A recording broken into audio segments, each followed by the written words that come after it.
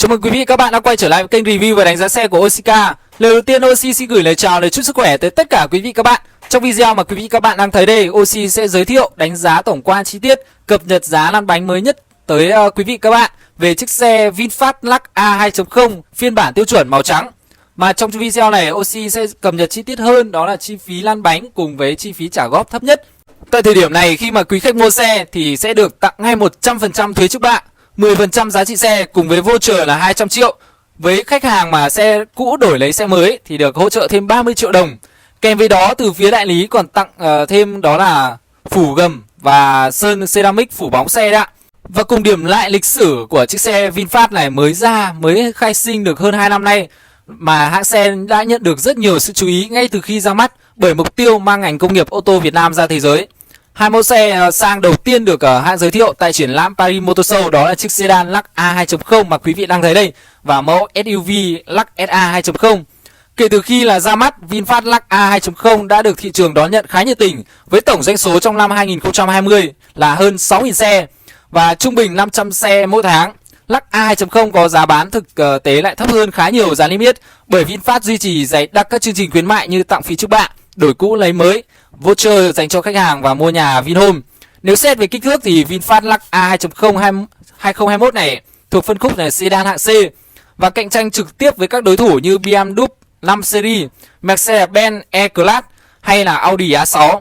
Nhưng giá bán chỉ ngang với các dòng xe hạng D như Toyota Camry hay là Honda Accord, nên được rất là nhiều người tiêu dùng là lựa chọn. Thay vì đó là vừa là ủng hộ về hãng xe thương hiệu Việt này. Và không để quý khách hàng chờ đợi lâu, Oshi xin được cập nhật chương trình giá bán luôn dành cho quý khách hàng tại thời điểm này. Đó là trả thẳng tại tỉnh là có giá 840 triệu, trả góp tại tỉnh cần tối thiểu là 207 triệu. Tại Hà Nội trả thẳng cần chuẩn bị cho Oshi là 875 triệu và 248 triệu là trả góp. Thành phố Hồ Chí Minh là 858 triệu trả thẳng và trả góp là 226 triệu. Hiện tại thì đại lý cũng là hỗ trợ rất nhiều cho những khách hàng trả góp như nợ xấu, nợ nhóm cùng với thủ tục rất đơn giản. Và dù yêu hay ghét VinFast thì cũng khó ai có thể phàn nàn về ngoại thất của chiếc Lux A 2.0 này. Chiếc sedan này sở hữu thiết kế ngoại thất mạnh mẽ nhưng không kém phần thanh lịch và sắc sảo. Nhìn chung, VinFast Lux A 2.0 2021 mang ngôn ngữ thiết kế là cân bằng giữa tính trẻ trung, hiện đại và sự điềm đạm cho đối tượng khách hàng loanh quanh trên dưới 30 tuổi. VinFast Lux A 2.0 2021 này có kích thước tổng thể dài là 4m973, rộng 1m9 và cao 1m464. Trục cơ sở đạt gần là 3m, chuẩn chính xác là 2m968. Giúp không gian khoang cabin rộng rãi rất là rộng. Khoảng sáng gầm xe đạt ở mức là 150mm, ở mức vừa phải, giúp xe tránh được việc cạ gầm ở một số mặt đường không quá xấu nhưng vẫn mang đến cảm giác lái rất là thể thao. Lắp capo của xe thì tạo được điểm nhấn 4 đường gân dập nổi, cảm giác cứng cáp hơn. Mặt ca lăng nổi bật với dải đèn LED định vị mà mỏng đang trở thành xu hướng, kiêm chức năng đèn báo rẽ. Kết hợp với rẻ đèn chiếu sáng chữ V ôm lấy lưới tản nhiệt và logo VinFast mạ chrome đầy phá cách. Đây cũng là chi tiết đặc trưng giúp nhận diện mẫu xe sang của VinFast trên đường. VinFast Lux A 2.0 2021 được trang bị cụm đèn pha LED với 2 cụm đèn pha cốt và một cụm đèn pha.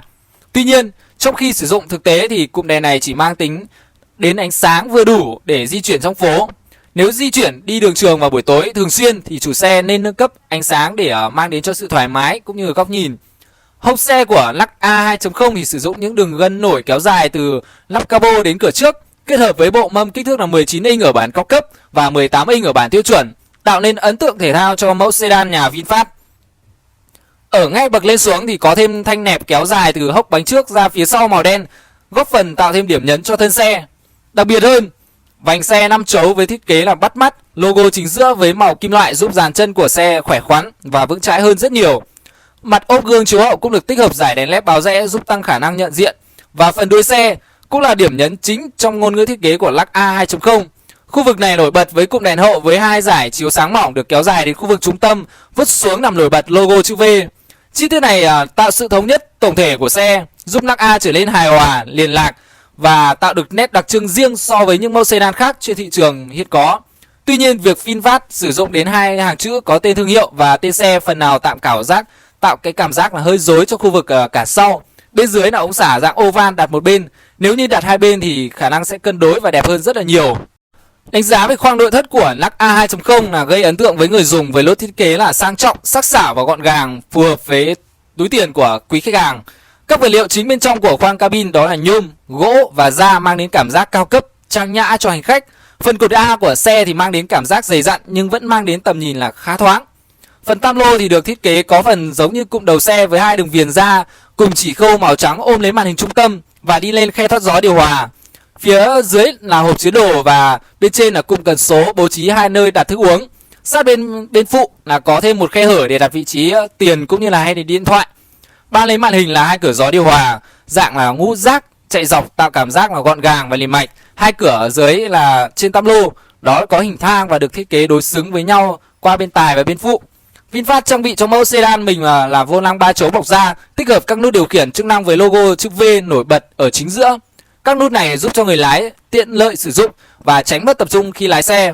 Cụm nút Cruise Control đặt ngay trên vô lăng giúp cho tài xế sử dụng rất thuận tiện hơn khi mà loại cần gạt đặt riêng như một mẫu sedan khác. Đặt ngay ở phía sau cụm đồng hồ lái là với màn hình hiển thị đa thông tin là 7 inch, kết hợp hai dạng đồng hồ analog báo tốc độ xe và vòng tua máy rất là tiện ích.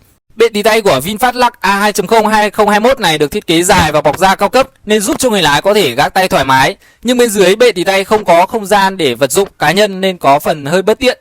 Cần số trên VinFast Lux A2.0 2021 mang thiết kế là ổn và là dạng cần số điện tử nên thao tác gạt, chuyển số khá là nhẹ nhàng và êm ái như những mẫu xe sang.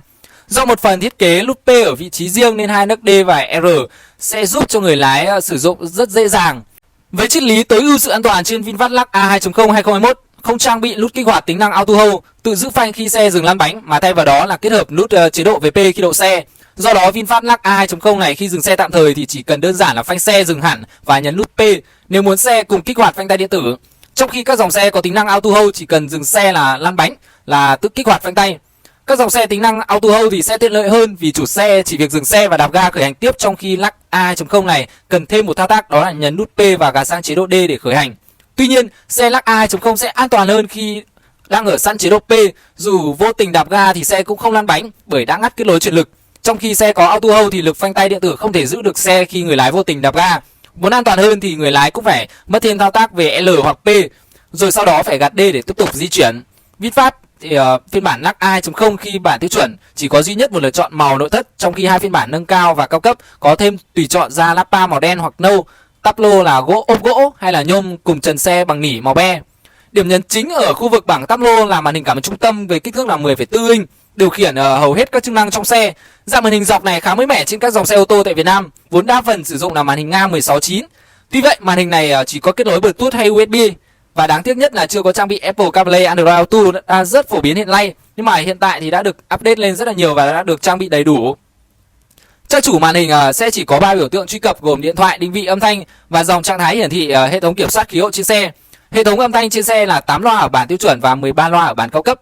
Camera lùi trên VinFast Lux A2.0 cho chất lượng tạm ổn chứ chưa thực sự là sắc nét.